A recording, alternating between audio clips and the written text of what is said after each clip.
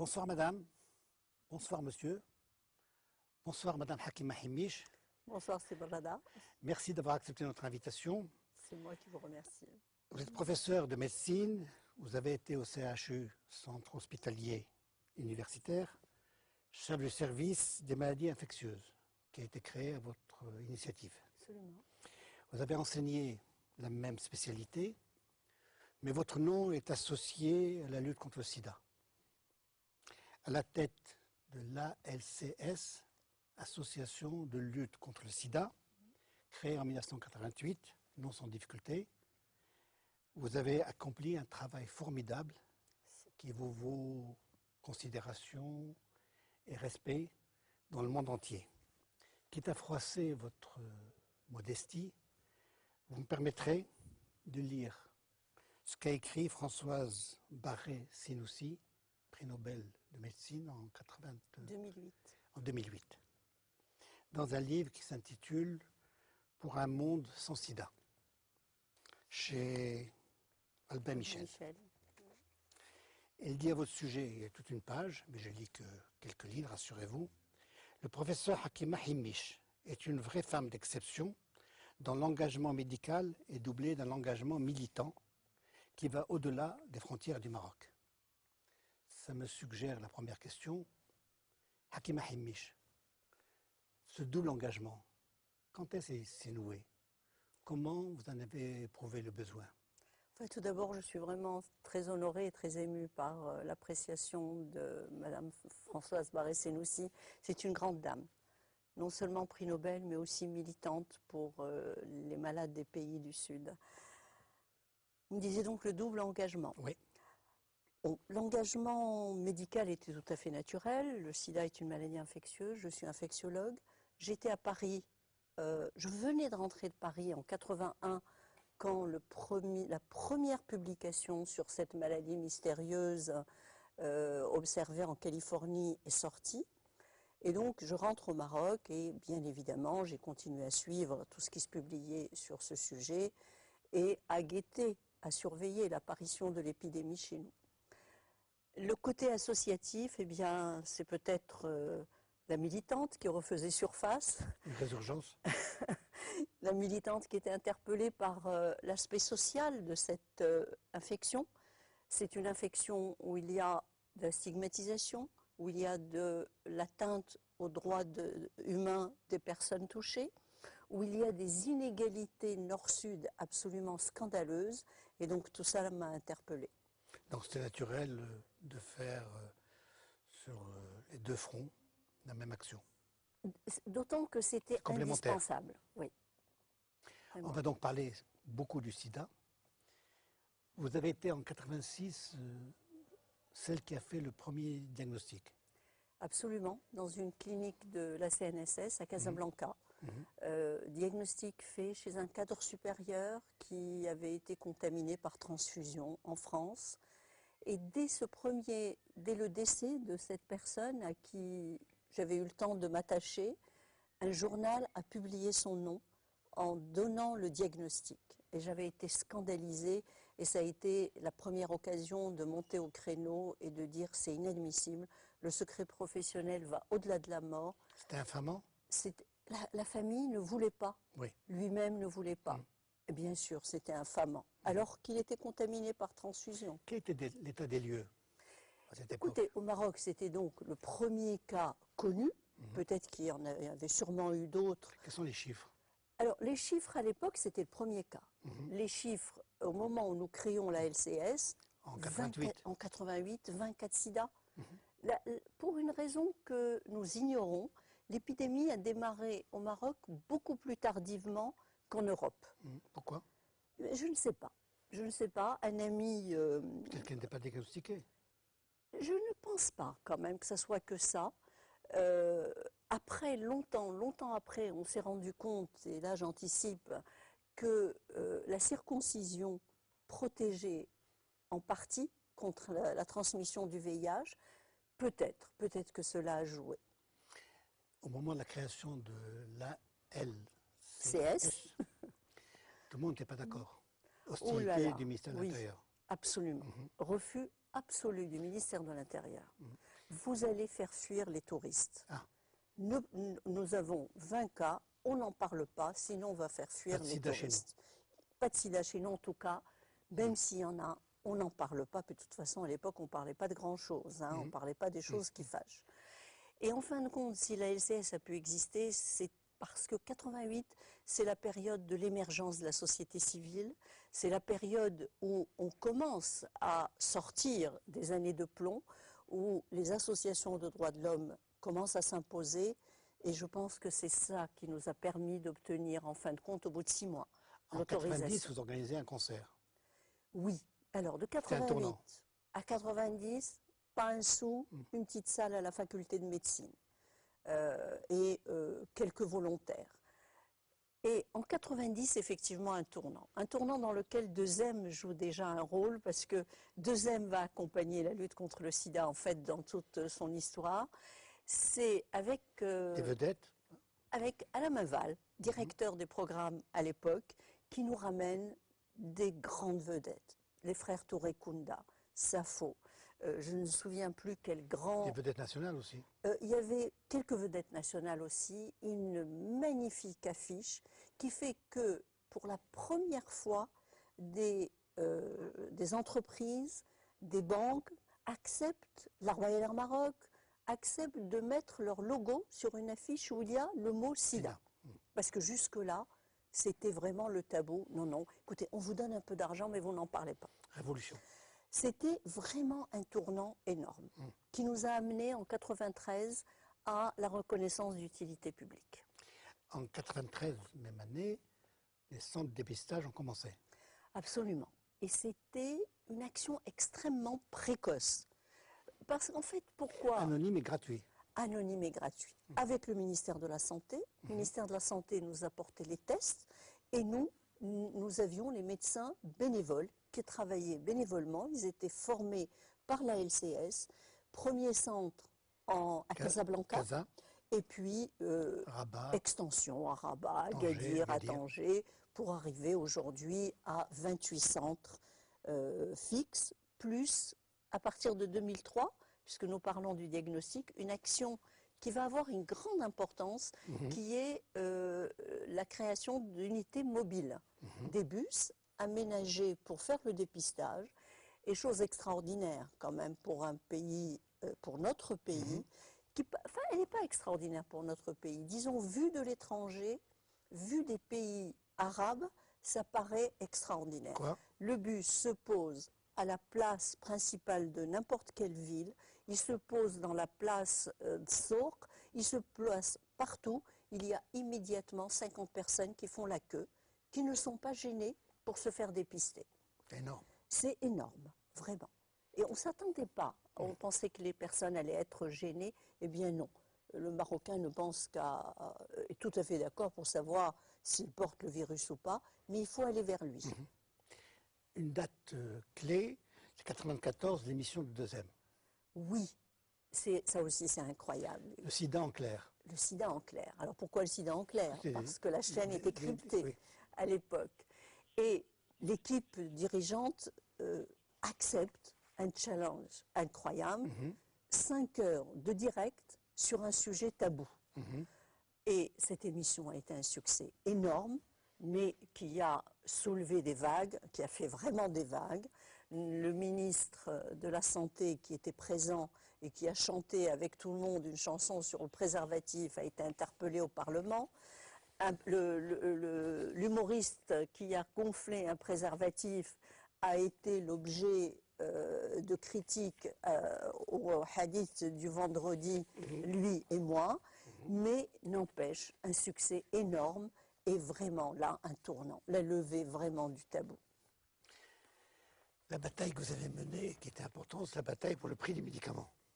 Oui, très importante parce que, bon, la LCS, c'est une association qui fait de la prévention, et nous aurons peut-être l'occasion d'en parler sur tous les fronts, mais aussi, elle s'est beaucoup impliquée dans l'accès au traitement des personnes La touchées. tétrathérapie.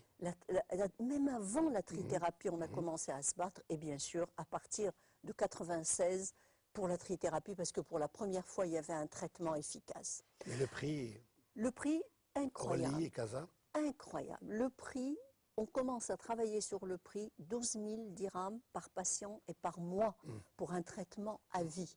Et on se rend compte qu'au Maroc, on payait ce traitement 30% plus cher qu'à la plus grande pharmacie du Maghreb, qui est la pharmacie d'Orly. Pourquoi? Parce que nous payons des taxes, parce que le prix dans les pays du Sud est fixé non pas à partir du prix de la sortie d'usine, mais à partir du prix de la pharmacie. Ce qui était scandaleux. Alors, une détaxation dans des conditions rocambolesques. Rocambolesque peut-être pas, mais en tout cas c'était un complot.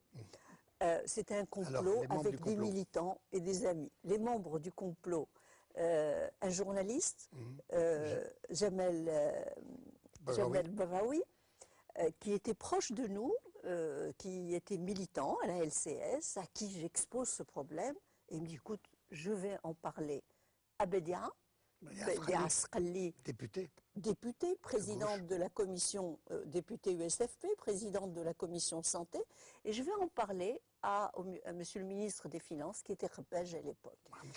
Et ça a été la dernière décision, la dernière loi votée à cette session, exonération des taxes, sans l'intervention du ministère de la Santé, avec lequel nous avions quelques conflits à l'époque. Après quelques temps, ça coûte 250 dirhams par patient et par mois, au lieu de 1250. Voilà, mais ça a été sur 10 ans. Une bataille sur 10 ans.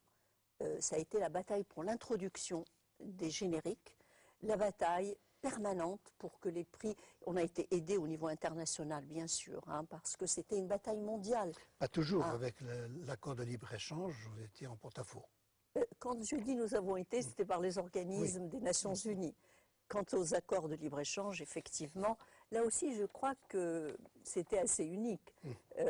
Une association qui s'élève contre des accords signés par le gouvernement du Royaume,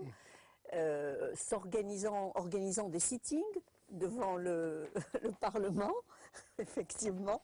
Avec la MDH. Voilà. Sitting avec la MDH, réclamant l'accès au traitement. Alors pourquoi? On pourrait dire, mais pourquoi une association de lutte contre le sida manifeste contre des accords de libre-échange? C'est parce qu'il y avait une clause sur la propriété intellectuelle qui était infiniment plus sévère que celle qu'imposait l'Organisation mondiale du commerce, qui déjà était vraiment sévère. Parlons du travail de prévention. D'abord la méthodologie et la formation. Travail de prévention. Alors, la LCS est restée, c'était la première association de lutte contre le sida au Maroc et dans la région MENA. Et pendant 6 ans, nous avons été les seuls. Donc, d'emblée, on a dû s'attaquer à tous les fronts. Et notamment en matière de prévention, on s'est intéressé aussi bien aux jeunes, dans les écoles, dans les établissements universitaires, qu'à des populations extrêmement marginalisées. Qu'il fallait former, les intervenants. Absolument. Alors, la méthodologie est différente, bien sûr, selon les jeunes, scolarisés, non scolarisés, le grand public. C'était la télévision, c'était la presse écrite, les flyers, c'était le travail en plein jour. Les populations les plus marginalisées et les plus touchées, les professionnels du sexe, hommes et femmes, les usagers de drogue, eh bien là, les usagers de drogue beaucoup plus récemment, là c'était différent. Là il n'était pas question d'aller avec un flyer, la majorité est analphabète. Il n'était pas question que ce soit une personne qui parle comme moi qui aille les voir. Donc le plus souvent, nous recrutons des personnes du milieu, nous les formons, nous leur apprenons le respect de ces personnes. Car pour qu'elles nous acceptent, nous devons les respecter et spontanément nous les respectons.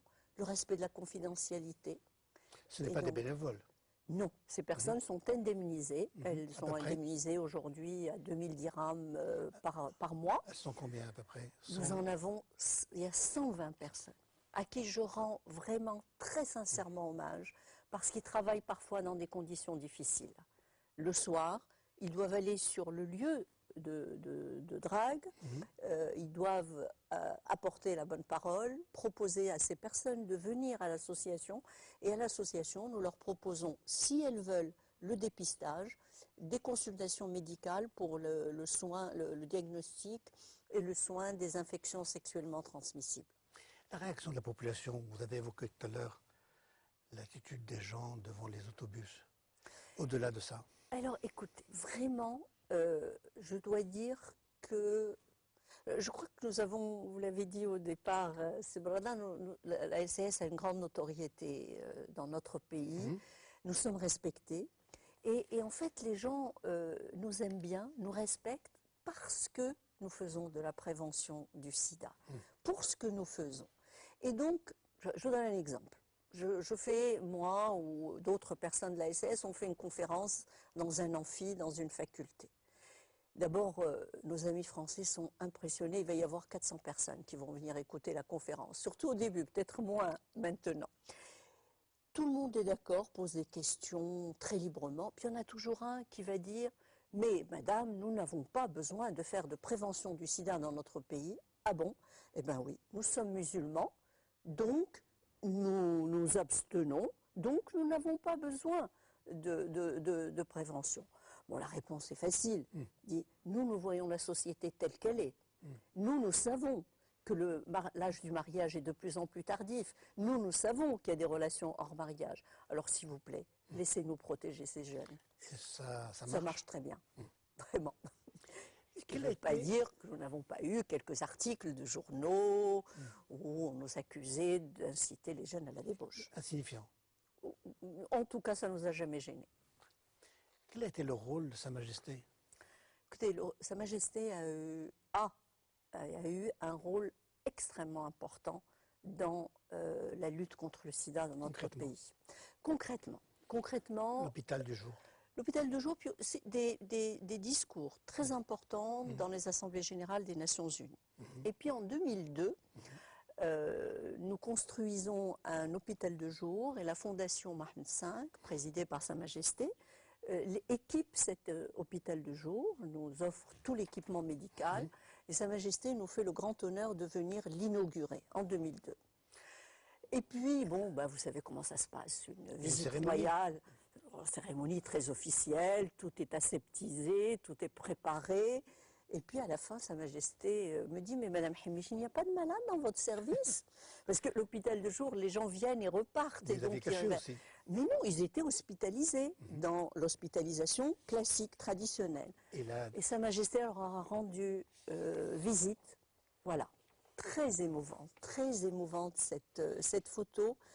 C'est un patient qui avait des lésions cutanées.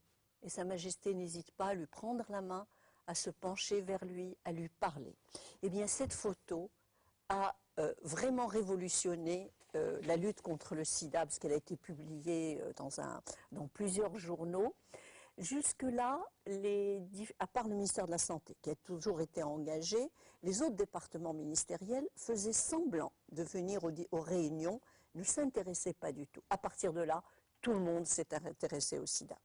Cette photo a fait, aussi l'attitude de Sa Majesté a fait l'admiration des agences des Nations Unies. Il est cité en exemple dans tous les pays de la région MENA. Et pour moi, ça a eu aussi une autre conséquence, si vous me permettez.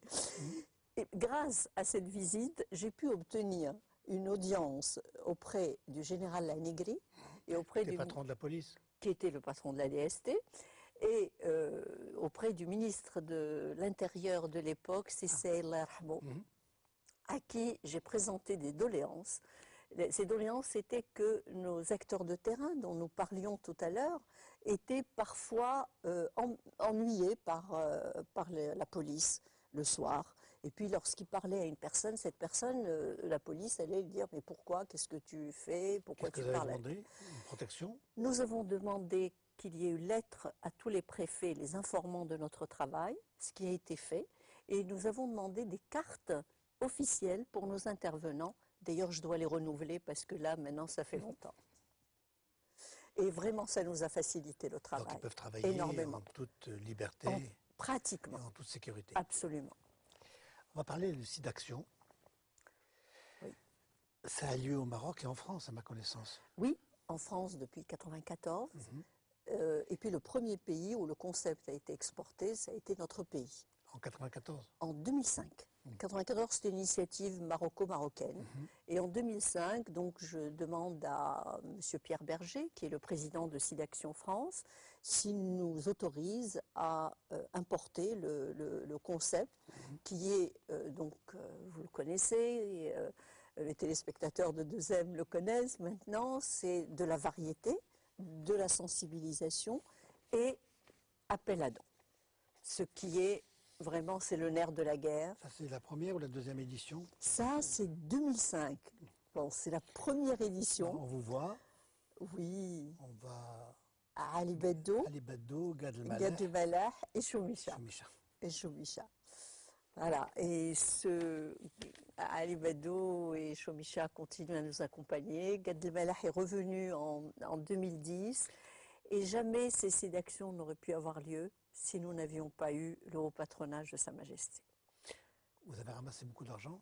On a ramassé 13 millions et demi de dirhams à la première édition. Mais quand on dit ce chiffre, ça paraît énorme. Il faut quand même rappeler que c'est pour 2 ans, les 13 millions, et que 30% sont reversés à d'autres associations. Et j'en profite pour dire que le 14 décembre, il faut que tous les téléspectateurs soient devant leur écran, leur poste, sur 2M, et qu'ils nous fassent des dons. Ça sera la 4e édition du SIDAction Maroc, toujours sous le haut patronage de Sa Majesté. Vous avez obtenu aussi 15 jours de médiatisation. Nous l'obtenons gratuite. encore. C'est extraordinaire. C'est extraordinaire. Les radios nous ouvrent la porte. Les journaux. Une semaine avant, une semaine après. Une semaine avant, une semaine après, du 6, cette fois-ci, ça sera du 6 au 19. Une immense campagne, comme je disais en plaisantant, pendant cette période, il faut être sous terre pour ne pas entendre parler du sida. Et je remercie vraiment tous les médias qui nous accompagnent. On peut en parler longtemps, mais hélas, le temps presse. Si vous permettez, quel est votre bilan? Le bilan de la lutte contre le sida. Oui.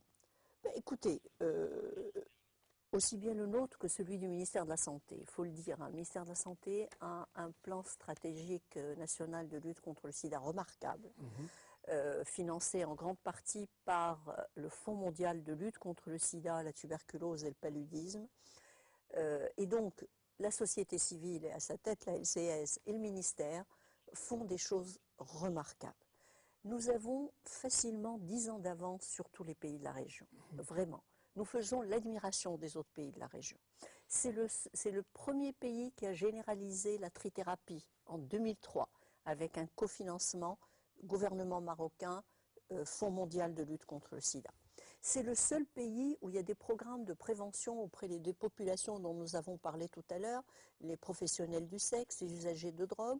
Or, si on ne travaille pas avec ces populations, ce n'est pas la peine de travailler dans le domaine du sida. Il y a 1 million de préservatifs qui ont été distribués. 1 million. Ils nous sont fournis par le ministère de la Santé. Et si on en avait plus, on en distribuerait sûrement plus. Juste un petit chiffre, s'il vous plaît, M. Bradin. Il a été établi scientifiquement qu'au Maroc, 60% des nouvelles infections ont à leur origine des personnes qui s'adonnent à la prostitution. Donc c'est elles qu'il faut protéger si on veut protéger leurs clients. Est-ce qu'on peut donner des chiffres, estimation de gens atteints? Oui. Séropositifs? Oui, alors, c'est les chiffres du ministère de la Santé. 30 000? À peu près 30 000, établis de façon très scientifique. 0,1% de la ça population. Fait 0,1% de la population qui est séropositif. Mais vous me demandez... Combien sont traités? Tous ceux qui arrivent à l'hôpital. Et malheureusement, tous n'arrivent pas à l'hôpital. Combien à peu près? À peu près 5 000 bénéficient du traitement gratuitement, sauf pour ceux qui ont une couverture sociale, une couverture Qu'est-ce qui est médicale. négatif? Les 2 foyers d'inquiétude. Alors, disons, on sait... probablement que s'il n'y avait pas eu cette mobilisation, une mobilisation précoce, une implication aussi forte du ministère de la Santé, il y aurait eu probablement une explosion de l'épidémie, même dans la population générale. Mais aujourd'hui, qu'est-ce qui fait peur? Nous avons été dépassés. Peut-être que nous avons sous-estimé 2 foyers.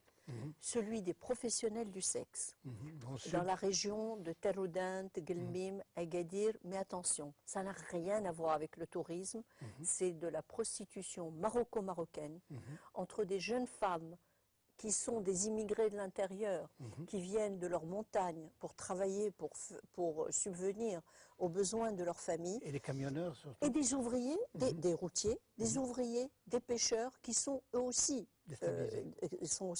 migrants ou de passage. Et là, nous sommes à 5%, ce qui est beaucoup. Pour l'ONU-SIDA, 5%, c'est déjà ce qu'on appelle une épidémie concentrée, c'est-à-dire que ça commence à être inquiétant. Et le Nord? Le deuxième foyer, c'est le Nord. C'est la drogue, là.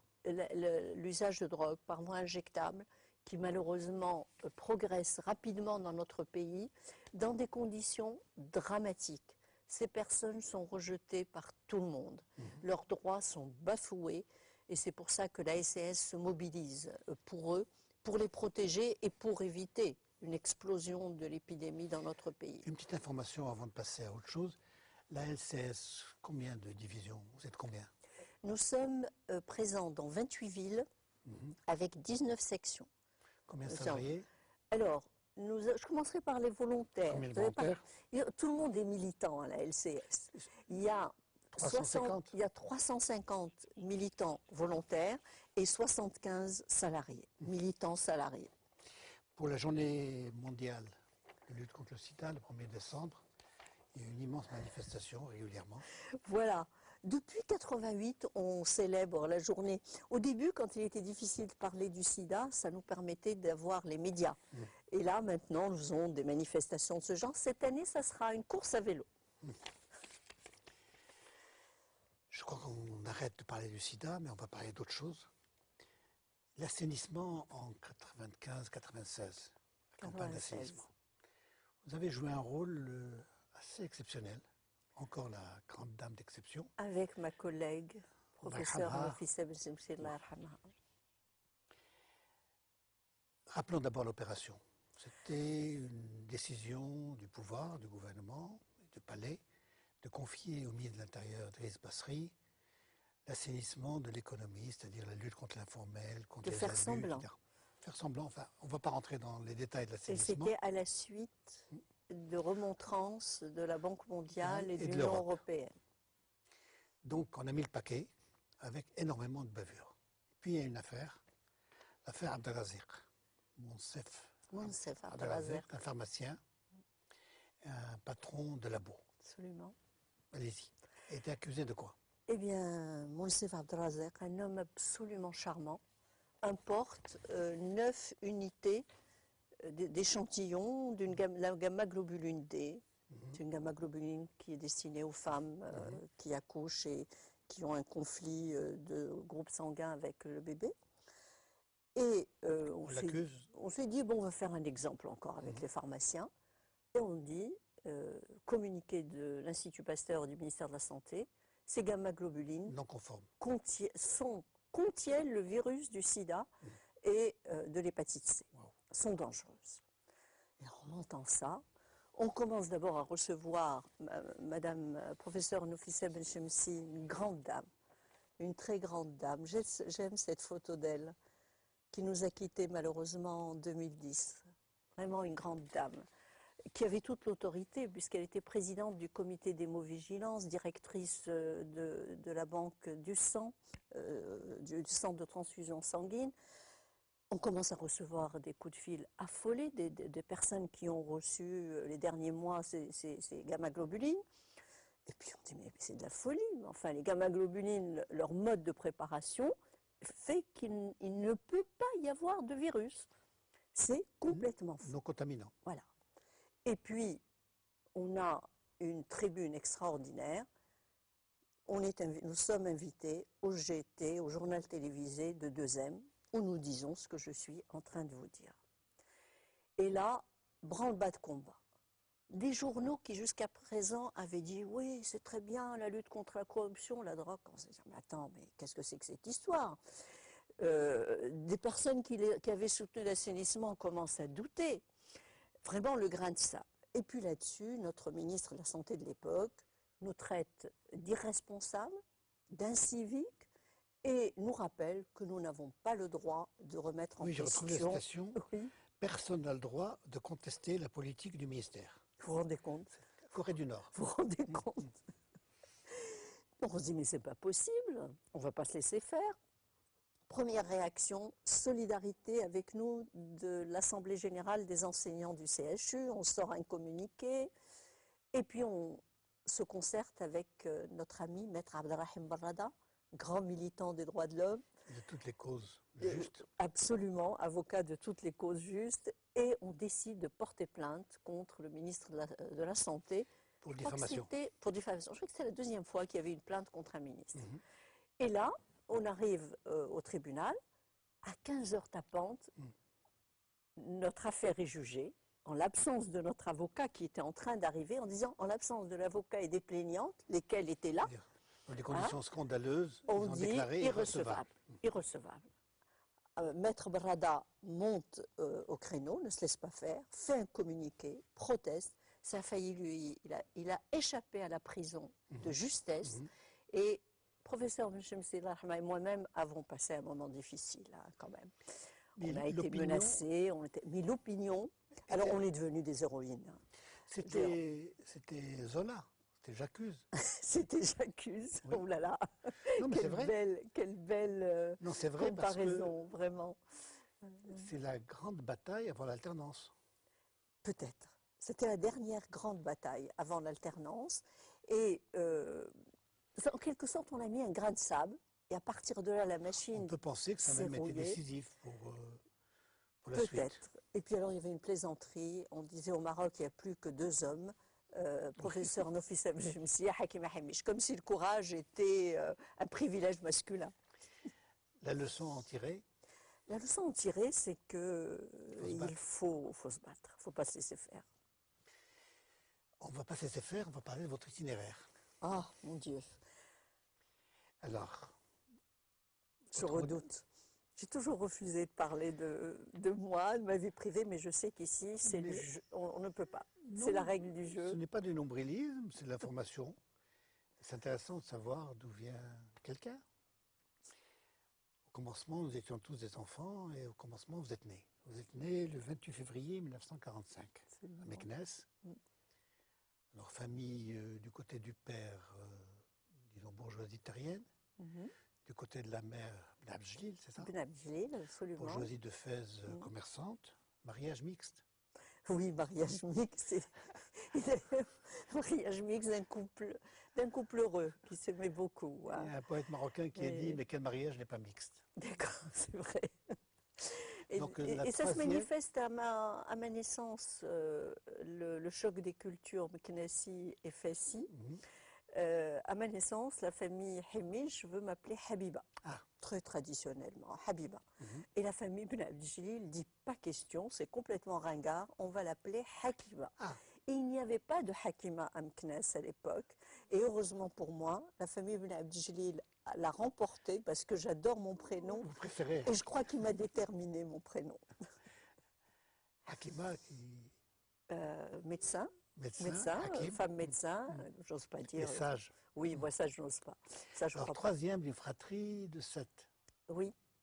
4 filles et 3 garçons. Oui. Et j'arrive là, donc... Le couple mixte. Le couple mixte.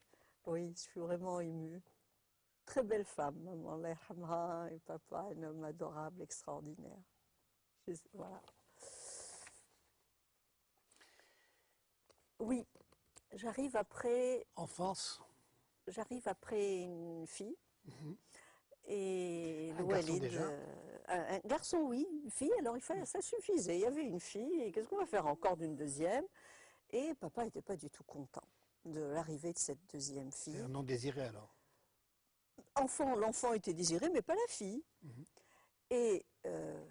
comme dirait Françoise Dolto, les enfants se rendent compte de tout ça, même dans le ventre de leur mère. Et ça va être déterminant. Je vais passer ma vie à prouver à mon papa qu'il a eu tort et que j'allais lui donner autant de satisfaction que les garçons et qu'il n'allait pas regretter d'avoir une fille. Pour qu'il sache à quoi s'en tenir, une photo excellente. 4 ans, je crois. 4 ans à peu près, incroyable. Vous savez, C'est une période où pour se faire photographier, il fallait aller chez le photographe. Oui, oui. Et donc on D'abord, s'habillait, en on se dehors du déguisement, décorait. le regard. Le regard. Oh là Quelle là. autorité! Oui, j'ai toujours été, je crois, sérieuse. Ouais, c'est incroyable. Oui, oui. Oui. Oui. C'est un garçon et un bonhomme. C'est- pourrait être un garçon. Bon, Effectivement. Et en fait, je crois que j'y suis arrivée très vite parce que Walid Allah yarhamou m'a tout de suite traité à part. Il m'a énormément encouragée à faire des études. C'est énorme. le frère aîné Allah yarhamou. Il est n'avait pas décédé, quand même l'autorité du frère aîné. On vous demande un jour de le faire, il y a du féminisme précoce, on vous demande un jour de lui faire Maman du thé, me le oui, demande. faire Oui. du thé pour le grand frère, Azizi, Absolument. et vous refusez. Et C'est quand vous marrant. obéissez, le thé est froid. Pourquoi je vais aller lui faire le thé, mais qu'il aille se faire lui-même son thé? On m'engueule, mais qu'est-ce que ça veut dire? Allez, vas-y, tout de suite à la cuisine. Et je lui fais du thé tiède pour me venger.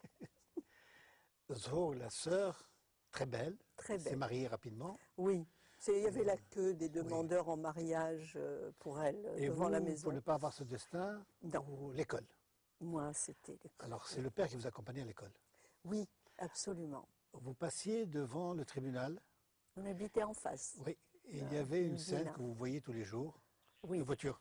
Oui, une voiture bleue, décapotable, la voiture d'une avocate juive de confession marocaine, l'une des premières avocates marocaines. Marocaine de confession juive, vous voulez dire. Qu'est-ce que j'ai dit? Contraire.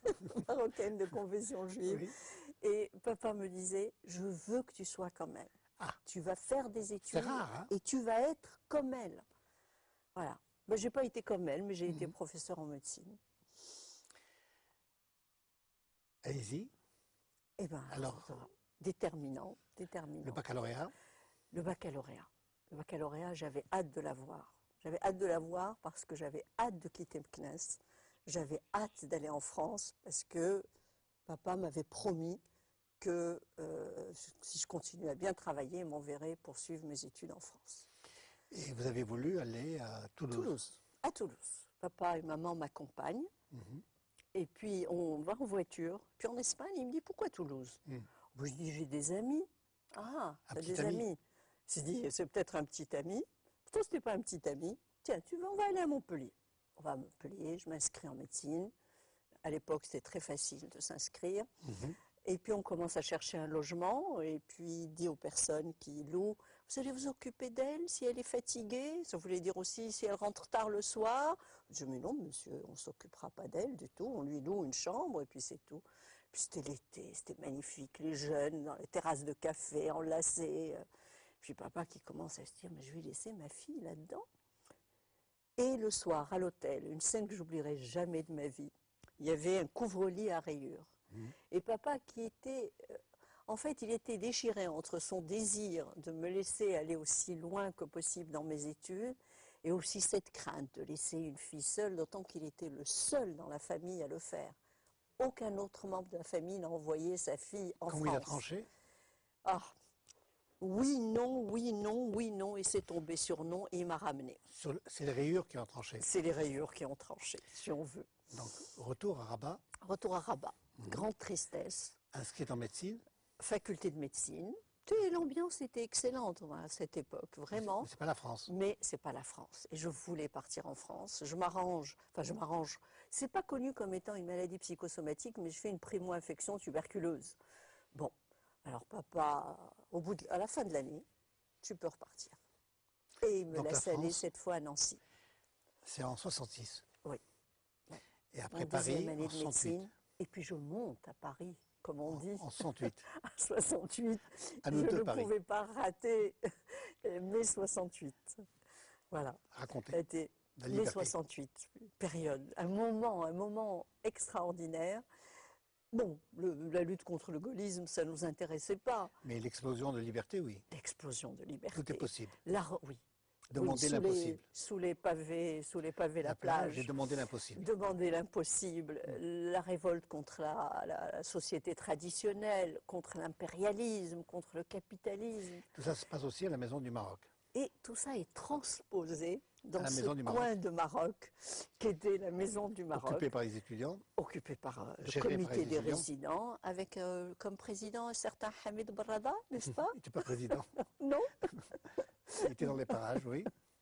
Mais Il y voilà, avait des personnages très inoubliables. Haj Nassar, Hassan Ah, Haj Nassar, Hassan Haj Nassar, Amin Abdelhamid Amin Amin, Abdelhamid, Raymond Cheddadi. Ben Naïm, Cheddadi, Zhor Ben Chemsi, j'en oublie sûrement, Abbas Mtioui, tous des amis C'est encore. l'année de la scission du PLS, l'ancêtre ou le futur parti, l'ancêtre du PPS. C'était en 70. Oui. Ouais, 70. Il y aura la scission. Oui, oui. Alors, entre-temps, j'adhère au PLS. Je suis militante le plus active possible, puisque avec des études en médecine, ça ne laissait pas beaucoup de temps. Et je vis ce moment extraordinaire de la scission. Vous êtes Mao, Oui, oui. avec oui. Abraham Servati. Oui, Abraham, je ne le connaissais pas, je ne le voyais pas. Abraham était au Maroc, nous étions, enfin à Paris, il avait peut-être fait une apparition. Une période courte en fin de compte. Hein. J'ai milité de 68 à 71, date à laquelle je m'arrête pour préparer le concours d'internat en médecine. Auparavant, quelque chose de très important, cette année de militantisme, l'alphabétisation à Gennevilliers. Oui, oui, tous les dimanches, nous allions à Gennevilliers donner des cours d'alphabétisation aux ouvriers marocains. C'était très émouvant. Et c'est là où vous avez appris C'était à la Maison du très Maroc émouvant. et à Gennevilliers, vous avez appris à Et à parler. l'UNEM. Vous avez appris à parler en public. À l'école, c'était une grande école. Ça manque, hein? Absolument. Je suis sûre que le Maroc serait autre si l'UNEM avait continué à exister. Est-ce que la gauche était féministe? Oh, non, la gauche n'était absolument pas féministe. Et quand je le rappelle à mes anciens camarades, ils ne veulent pas me croire. À chaque fois qu'on parlait des femmes, on nous disait d'abord la révolution. Donc, On verra après. la liberté des femmes Elle viendra de toute seule. surcroît. Elle viendra toute seule quand on aura fait la révolution. Et je supportais très mal. Mais vous engagez surtout à la faculté de médecine, finalement, Alors, je m'arrête pour préparer un concours extrêmement difficile. à partir de 71. Ouais. 2 années de travail très C'est dur, l'internat. Très dur, très dur. C'est 2500 candidats pour 200 et quelques postes. C'est un travail de tous les En instants. 73, vous êtes lauréat Je suis lauréate avec une autre marocaine, Mia Balafraj. Mia Balafraj, Allah yarhamha, qui a été une brillante interniste. Nous étions les 2 premières femmes. Les deux premières marocaines. Les 2 premières femmes marocaines, pardon, oui. Et avant nous, il y avait eu 4 ou 5 hommes, dont Ali Diouri, dont Abdelrahim Harouchi. Une photo. Oui, alors là, Voilà. Chakaka déjà, hein, aujourd'hui j'ai un brushing. Hein. Et la photo, Au service de... on vous reconnaît avec votre coiffure. Avec Chakaka. Au service du professeur Godot, grand interniste. Oui. Et très connu au Maroc Le meilleur aussi. diagnostiqueur, paraît-il. Oui, absolument. Très proche de Hassan. Grande école. A été le roi de la Diagnostic. Hassan II. Oui. 73, 77, les hôpitaux en France. Oui, oui, grande école. Grande école. Nous étions dans les meilleurs services, avec les meilleures équipes. Nous avions tous les moyens pour travailler. Nous faisions de la recherche. On travaillait dans la rigueur absolue. C'est la formation de l'élite médicale française, l'internat des hôpitaux de Paris En à l'époque. 77, tout tombe, vous rentrez au Maroc. Alors, non. Je rentre beaucoup plus tard. J'essaye. Ah oui, je fais une première tentative. J'en ai parlé. Donc, première tentative, je rentre au Maroc et je panique. Je panique et je repars en courant. Je n'ai pas tenu. Je suis restée l'espace de Qu'est-ce qui vous a 15 choqué? jours. D'abord, j'ai été très mal reçue. On me dit, c'est pas parce que vous êtes interne des hôpitaux de Paris, ça ne nous impressionne pas, etc. Je ne dirais pas par qui. L'idée d'avoir à vivre dans une ville où je n'aurais pas la même liberté qu'à Paris. Enfin, j'ai paniqué, je suis repartie. Je suis repartie jusqu'en 81 et là, ça a été le vrai retour. Il y avait un combat que vous avez mené pour les maladies infectieuses. à mon retour. Ce retour a été très dur. Vous savez, vous débarquez des meilleurs hôpitaux français et je débarque dans 2 salles communes, délabrées, sans aucun équipement, sans médicaments. Que de fois je suis rentrée en pleurant à la maison parce que j'avais perdu un malade ou une malade qui normalement aurait dû vivre si on avait eu les moyens de la réanimer. Ça a été très très très très dur. Mais bon, je me suis battue. Pourquoi les maladies infectieuses? Les maladies infectieuses, je crois que c'est encore la militante. Parce La que maladie j'avais du une pauvre. formation en réanimation, j'ai fait une C'est la formation... maladie du pauvre? C'est les maladies du pauvre. Et c'est une spécialité qui n'existait pas. Voilà. Et donc, Vous avez créé. j'avais tout à créer, j'avais tout à faire. Et c'est d'ailleurs avec mes collègues, les premiers collègues, nous avons créé cette Et spécialité. après, vous enseignez. J'enseigne les maladies infectieuses. Une photo d'un jury de thèse, toujours avec mon ami Noufis Abou Chemsil et un autre collègue chirurgien. Et période extraordinaire, parce que peu de temps après mon arrivée, en 86, enfin quelques années, professeur Abdelrahim Harouchi est nommé doyen. Lui aussi nous a quittés. Professeur Harouchi, un homme extraordinaire, un brillant chirurgien, un brillant pédagogue, par la suite un militant de la société civile, un ministre, un bon ministre. C'était un homme extraordinaire. Il a révolutionné l'enseignement. Qui a révolutionné l'enseignement. Qui a faisant quoi? décidé, écoutez, d'abord en apprenant lui-même la pédagogie. Il est devenu pédagogue en nous organisant à tous les enseignants, du plus ancien au plus jeune, des formations en pédagogie. Avec Abdelrahim, nous avons eu des formations pour apprendre à parler, Enseigner. pour apprendre à apprendre, pour... L'usage de la vidéo. L'usage de la vidéo, l'usage à l'époque beaucoup la diapositive. Il nous a appris que nous étions là vraiment avec une mission et qu'il fallait la mener de la meilleure façon possible, espèce de sacerdoce, et c'était des années extraordinaires, vraiment. Est-ce qu'on peut dire,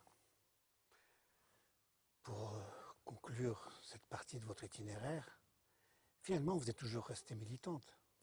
Ça me fait plaisir à entendre. C'est-à-dire que vous avez changé simplement d'objet? Je suis passée du militantisme politique au militantisme social, en tout, effectivement. Je crois que j'ai toujours essayé, ce que j'ai fait, j'ai essayé de le faire bien, au mieux possible. Et il y a un côté vedette aussi. Vous avez accepté quand même d'être médiatisé. C'est le sida. Oui. Ça, c'est le sida. C'est 2M aussi. Oui, bien sûr. De toute façon, s'il n'y avait pas 2M... L'homme en question, ça a été vous? L'homme en question, avec Madame Samira Setaïl. Mon Dieu, il y a 20 ans. Il y a 20 ans. Très émouvant. Très émouvant. Samira, Madame Samira Setaïl, moi-même, les 3 journalistes. Vous êtes la première homme en question? Oui, la première. Il y avait Abdelrahim Rada au fond, il dit j'avais envie d'enlever le panneau et mettre femme en question. Eh bien non, j'étais l'homme en question. Et vraiment, c'est un moment très fort. C'est ce qui a lancé Hakim Ahimish. Oui. Comme c'est ce qui a lancé, 2M a lancé beaucoup de militants. Ce qui est très sympathique, c'est que vous mettez votre notoriété au service d'une cause et pas au service d'un nombril. Ben, j'espère. D'autant que cette cause, je ne suis pas la seule à la défendre. Nous sommes, comme je disais, 350, plus 75. C'est vraiment une œuvre collective. Et je rends hommage à tous ceux qui travaillent à la LCS. Vous avez quand même une famille? Oui. Vous êtes mariée? Absolument, absolument. Alors le couple mixte, c'est qui? Le couple mixte, c'est Hakim Ahimish et Mohamed Ghallab. Et peu de gens savent que je suis mariée à Ghallab parce que j'ai voulu garder mon prénom. Je racontais une anecdote. Ma belle-mère, Allah yarhamha, me dit « Mais pourquoi tu t'appelles pas Ghallab ?» Ah, je dis « Ah non, dans nos traditions, la femme garde son nom. » Il me dit « Subhanallah, c'est la seule tradition du Maroc, c'est la seule tradition qui te plaît. » Donc voilà, j'ai gardé mon nom, c'est pour ça que Alors, Mohamed est ingénieur. ingénieur agronome, il a travaillé à l'OCP, À l'OCE. à l'OCE avant de créer sa propre entreprise. Homme très cultivé, qui lit énormément, beaucoup plus que moi, parce qu'il a besoin de moins de sommeil que moi, et c'est lui qui me tient au courant de ce que je n'ai pas le temps Le de mari lire. idéal, Écoutez, il n'y a jamais, ce serait prétentieux de dire ça, mais en il tout cas, s'implique. un homme qui m'a toujours soutenu, à qui l'autorité de Hakim Ahimij n'a jamais fait de l'ombre, au contraire. Il m'a toujours poussé, il m'a Il beaucoup s'implique soutenu dans l'éducation des enfants. beaucoup soutenu pendant l'assainissement. Très important. Et il s'implique, voilà, On avait envie de le voir, le voilà. il y a longtemps, Le beau et homme. jeune, et qui s'implique dans l'éducation, beaucoup impliqué dans l'éducation de nos deux fils, Driss, l'aîné, Par ordre d'entrée en scène, ça c'est Driss. Driss, école de commerce, actuellement dans l'entreprise paternelle, plein d'humour, un humour parfois très incisif, que j'adore, même quand j'en fais les frais. Mamoun. Mamoun. Alors Mamoun, je vais raconter une petite anecdote. Mamoun, Sciences Po, développement durable à l'école des mines. Quand Samira Setaïl est venue interviewer mes enfants avant l'émission L'homme en question, elle lui dit: que fait ta maman? Il dit: maman, elle ne sait pas cuisiner, alors c'est normal, elle travaille. Et depuis, tout le monde sait que je ne sais pas cuisiner.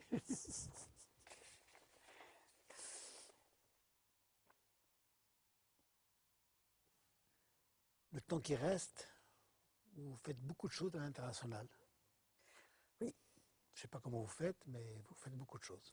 C'est très important.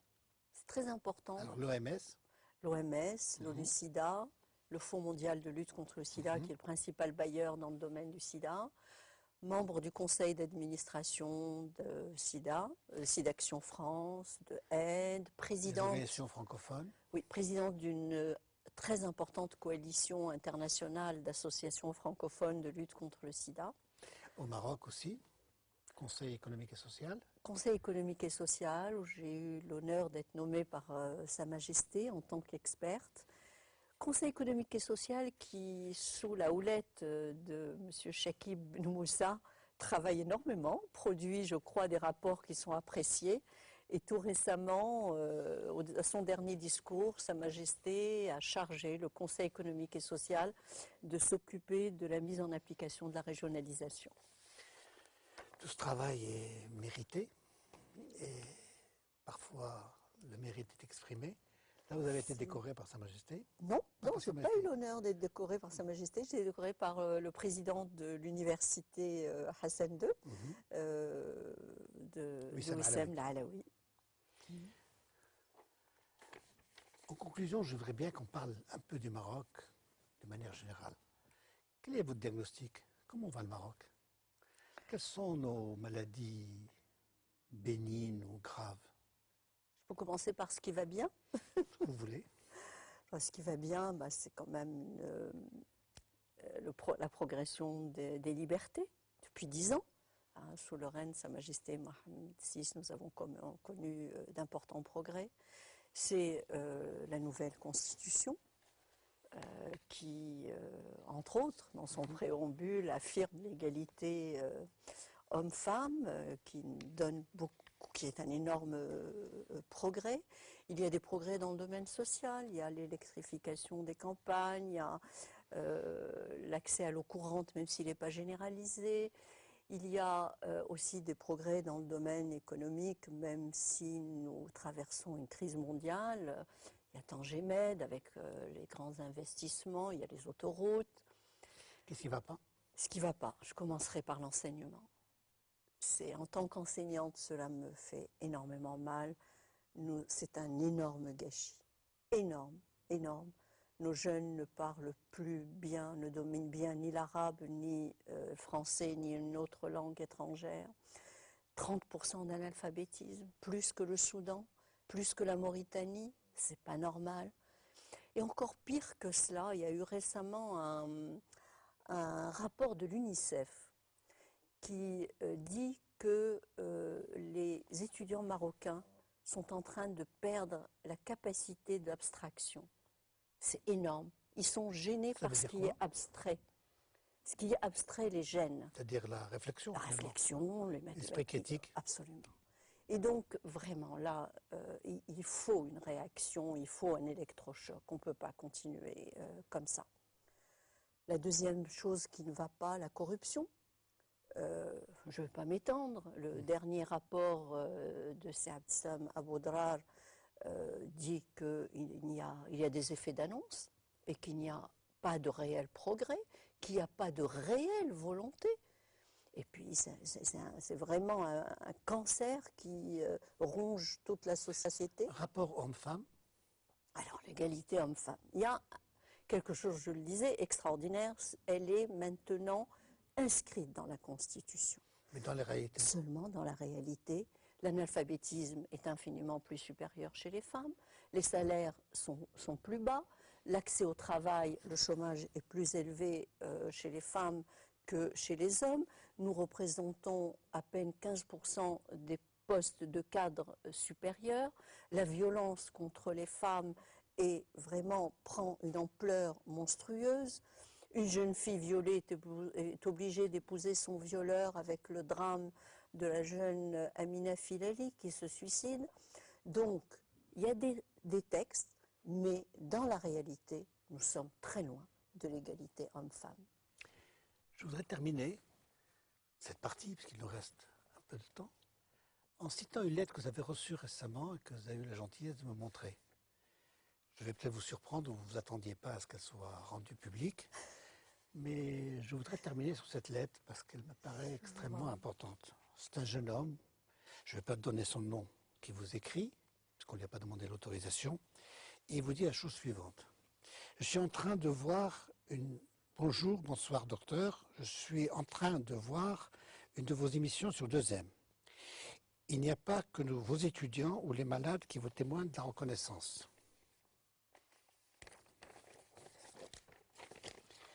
Nous sommes plusieurs millions de Marocains qui vous témoignent, docteur, une très grande reconnaissance. En effet, début des années 90, alors que je n'avais pas encore 20 ans, j'ai assisté à une de vos conférences que vous avez animée à Rabat, dans l'amphithéâtre Paul Pascon à l'Institut Agro-Veto. Alors que notre société est très hypocrite, venir voir une charmante dame médecin, vous nous parlez, nous les jeunes Marocains qui n'ont eu aucune éducation sexuelle, de préservatif, cela relevait de la science-fiction.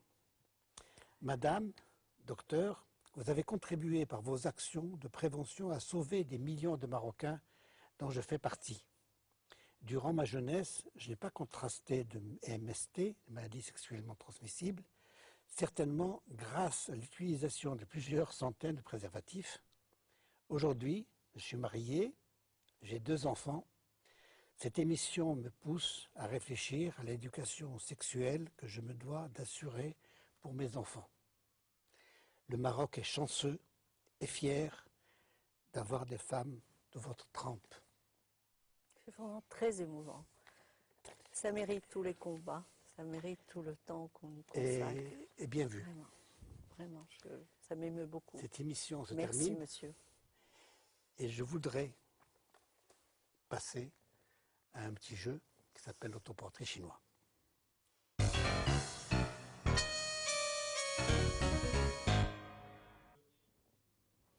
Nous allons jouer à un jeu qui s'appelle l'autoportrait chinois.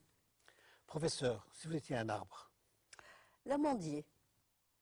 C'est l'arbre que Papa Allah yarhamou a planté dans sa ferme et il était très très très fier de nous le montrer en fleurs. Une fleur. L'orchidée. Parce que j'ai une sensibilité écologique et je n'aime pas avoir un bouquet que je vais jeter 3 jours plus tard. L'orchidée, elle dure. Donc les fleurs qui restent. Absolument. Des chanteurs, chansons. Avec ma double culture, je peux en citer 2. Oh oui, même 3. Alors, Barbara, une voix très émouvante, des textes magnifiques et engagés. Hussein Slaoui. Hussein Slaoui, une description d'une grande fraîcheur, une satire de notre société à une époque charnière. à Kamal, l'époque, bye bye. et américaine. Et Haderasek. J'adorais Haderasek les photos que j'ai oublié. J'adorais les. Voilà. Et Haderasek, absolument. J'adorais l'écouter à la radio quand j'étais adolescente. Un pays d'Europe. La France. Une ville marocaine.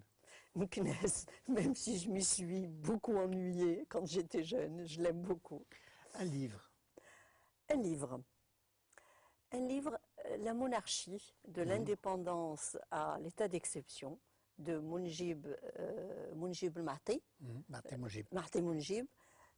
Pourquoi? Parce que moi, personnellement, c'est un livre qui m'a remémoré toute cette période et je ne comprends pas qu'il soit interdit. Ah bon? Il est toujours interdit au Maroc, je ne comprends pas, c'est pour ça que j'en parle. Un grand homme marocain. Un grand homme de quel domaine? Politique de préférence, mais politique. Ce que vous voulez. Oui. Alors, les hommes politiques. Là aussi 2. Même 3. Abdelkrim Khattabi, Mehdi Ben Barka. 2 grands hommes qui ont consacré leur vie à la lutte pour l'indépendance et qui ont une carrure internationale aussi. Et la démocratie. Ouais. Homme politique français. Une femme politique. Ah. J'aime beaucoup Martine Aubry. Martine Aubry, maire, ministre, secrétaire générale du PS et qui a failli être présidente. Et je lui suis reconnaissante d'avoir des positions correctes concernant la Palestine, contrairement à beaucoup d'hommes politiques français. C'est assez rare chez les socialistes. Absolument. Un péché? Un péché, le viol. C'est pas un péché au sens biblique du terme, le viol. Une vertu? Une vertu, la tolérance. On en manque beaucoup. Ça nous ferait du bien. Merci beaucoup. Il vous reste à poser votre question. Ma question, eh ben, c'est la féministe qui va la poser. Je vais la poser à notre gouvernement. La Constitution a consacré l'égalité homme-femme dans son préambule, ce qui est important, et dans l'article 19.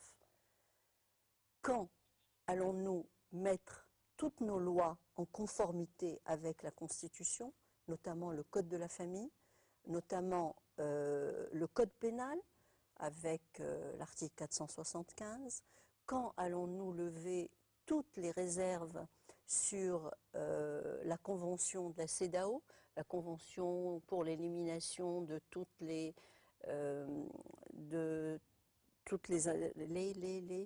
contre les femmes?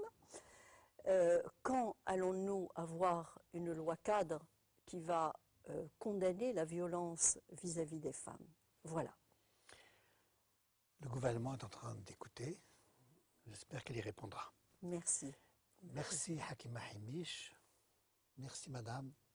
Merci monsieur de nous avoir suivis. Vous pouvez envoyer vos critiques, vos remarques, vos suggestions. Vous connaissez l'adresse, mais encore @2m.tv. Bonsoir.